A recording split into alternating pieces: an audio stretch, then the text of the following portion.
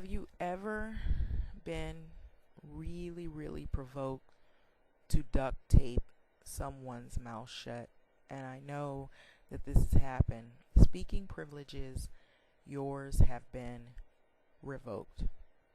And there are some people I've run into who I've really physically wanted to just literally get a pair of scissors, cut some duct tape, and just tape their mouths shut.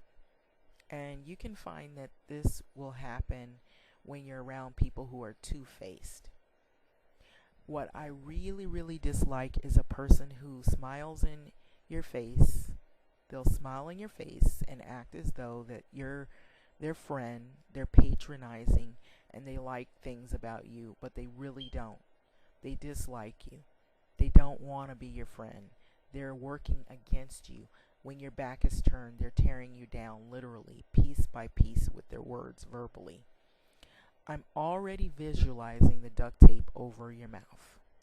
I like that t-shirt. Sometimes I want to wear it to work. There are some people that I want to duct tape their mouth shut and just get rid of them. But a lot of times how I handle a situation where I want to silence someone is to distance myself and silence myself from them. So I'll move away from them, or I'll leave them, or I'll just go in another room, or I will eventually work my way up to a point to where I will no longer have to be around that individual.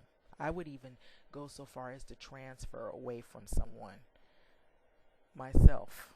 I will silence myself, distance myself from that individual, because they're not worth all of the time and energy it takes, to go through the levels of trying to silence them.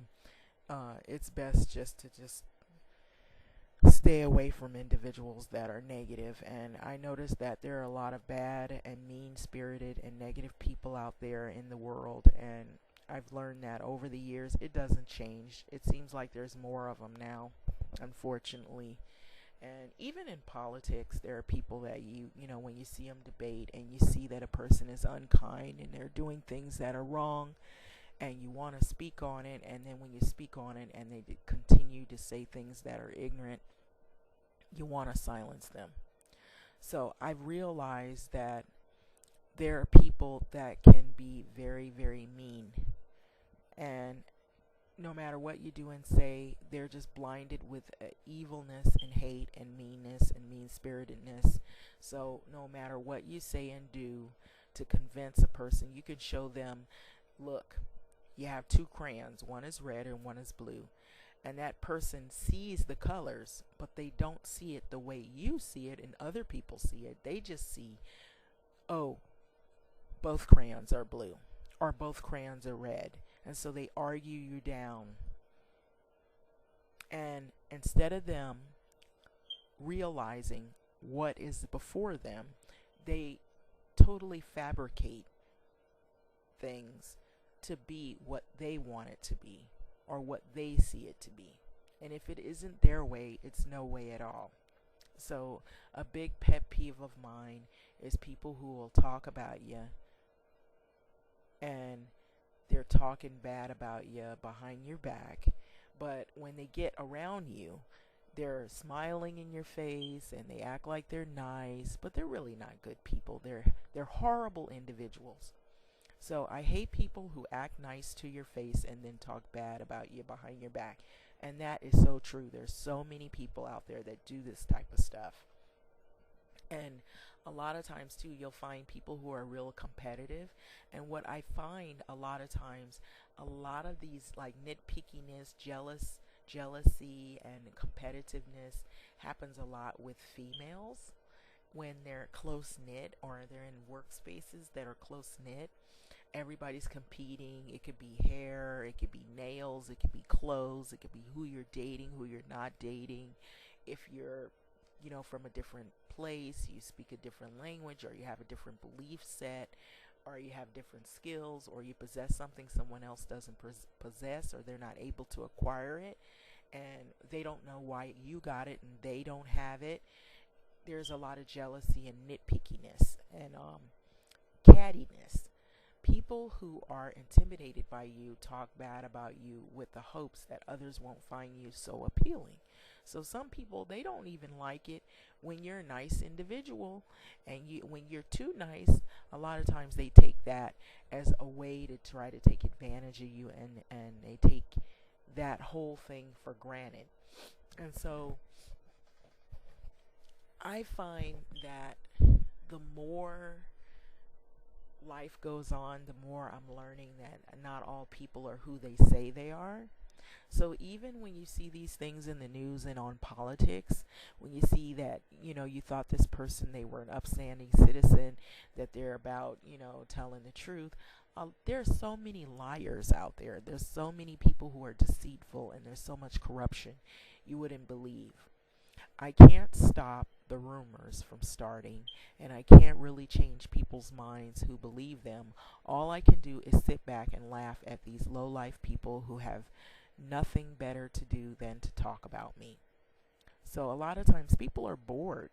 When things are too smooth going, when things are too easy going, when things are, a happy environment, there's some people, they like drama. They like seeing people upset. They like people fighting and in disagreement and debating one another, because it's boring when there's no drama happening.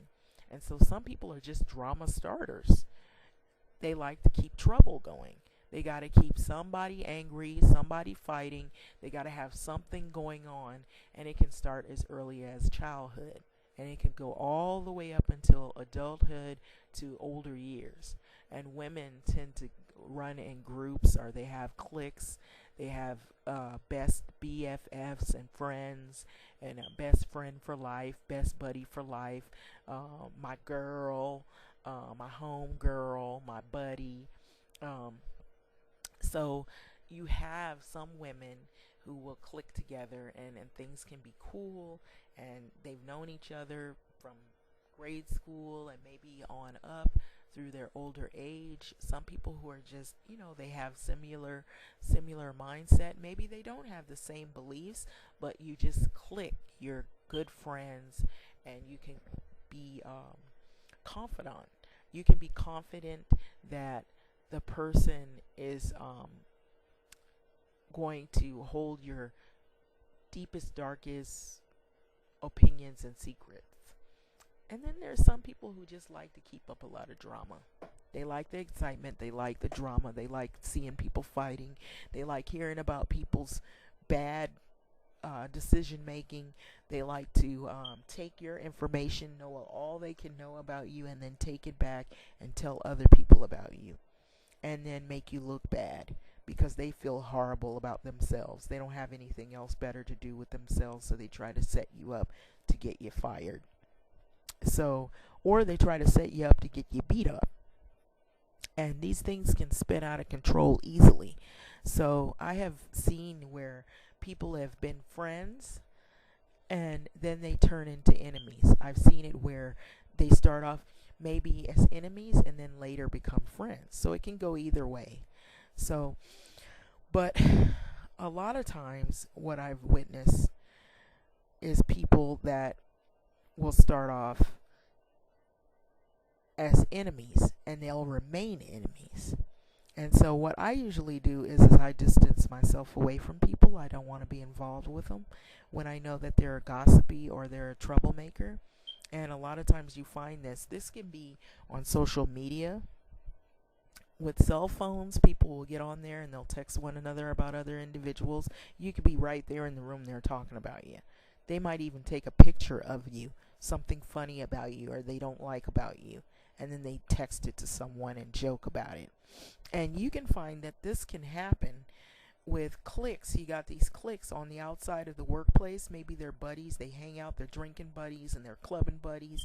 Then when they go to work, they're acting as though they're all professional and everything, and then the next thing you know, they've been talking about you. They talked about you at work, and then when they get off work, they're talking about you.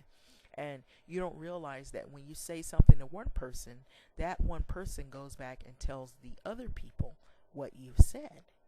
And so you don't know who's friends with one another. And a lot of times you find this when people are new and they're starting out in a work setting, or they're starting out maybe in a school. They don't know who all's related, who all's friends and buddies and whatnot. So you wind up getting caught up in beefs. Here you see Jenny Johnson. This is a Twitter beef talking about Team Breezy. And this was a Chris Brown Twitter beef that had unfolded. And it was all on Twitter. And it was witnessed by all. And these online beefs can easily get out of control and spin out of and spiral out of control to where they can become physical. And with women, a lot of times it's over. It can be over boyfriends, relationships, friendships. It could be over. It's something as simple as what a he said, she said incident. Saying something sometimes about someone can wind you up in a physical brawl or altercation. And a lot of times you would see online, there would be a lot of things posted about people having fights. But some of those fights, they were staged, but not all of them. A lot of times there was something going on in the neighborhood or at the workplace or at school that had been brewing for a long time. And it kept going on and on and on. It could go on as long as maybe up to a year or more. And the person can like put up with it for so long, and then after a boiling point they can no longer put up with it, and then it turns brutal. It turns into a physical altercation or a fight. And so you would never expect people in the workplace to become violent, but there is a such thing as workplace violence. So sometimes people are just jealous of somebody, so they want to fight that person because they're mad because they don't have any other way of acquiring something somebody else has. They're jealous because you have a certain look or a style, the way you talk, where you come from, how you dress. Maybe you have a boyfriend thereafter. So that you just saw, it was like the Bad Girls Club. You're expecting them to be raunchy. You're expecting them to fight because that's what the show shows. It shows you women who they're all competing for some money, they're all competing for status, and so you expect them to fight. But what about the fights that you don't expect? You know, neighborhood, the workplace, common places that you live and that you reside in. And it can easily, over what someone has said about you, can easily spin out of control and turn into something physical where people can wind up getting hurt. They can end up in the hospital or in the jail, or they can end up losing their job, or if it's not at the workplace, they could end up just being injured because of a bitter altercation or a bitter talk. Stay away from people who talk bad daily about you. These kinds of people carry a negative spirit. The problem is that they are not happy with themselves, and I find that happening a lot. A lot.